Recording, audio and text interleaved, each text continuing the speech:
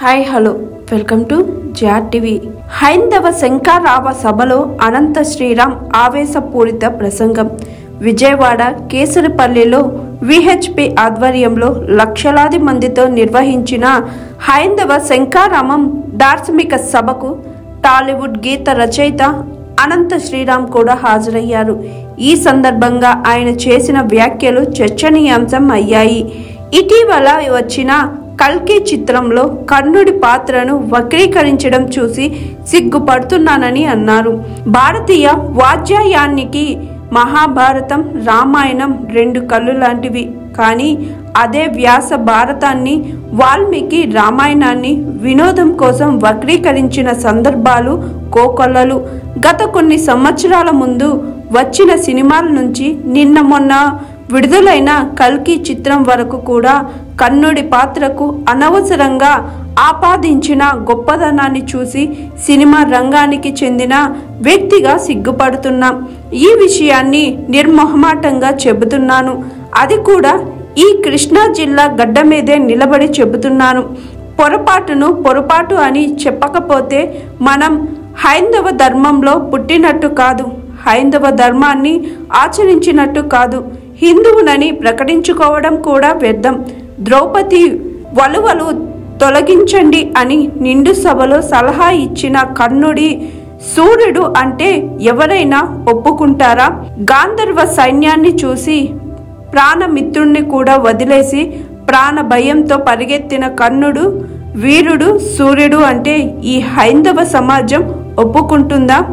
ఏదో దానంగా వచ్చిన రాజ్యంలో దాన ధర్మాలు చేసినంత మాత్రాన కర్ణుణ్ణి ధర్మరాజు అంతటి గొప్ప దాత అంటే మన హైందవ సమాజం ఒప్పుకుంటుందా?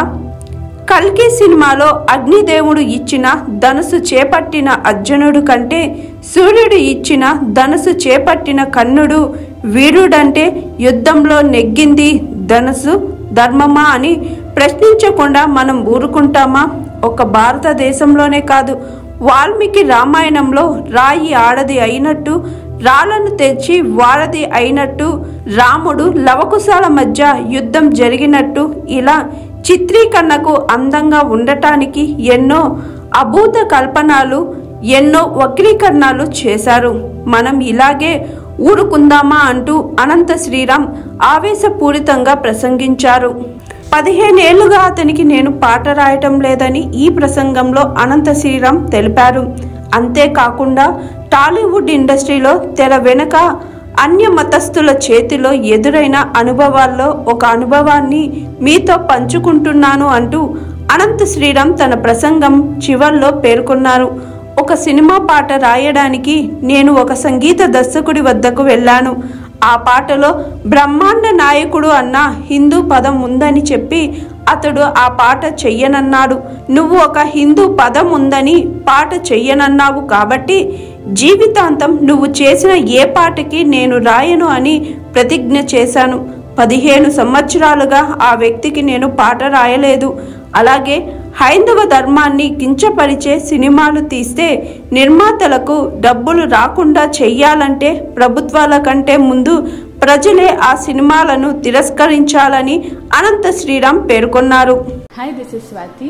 లైక్ చేయండి, షేర్ చేయండి, కమెంట్ చేయండి అండ్ సబ్స్క్రైబ్ చేయండి GR TV. Hi, this is Monika. Please like, share and subscribe GR TV.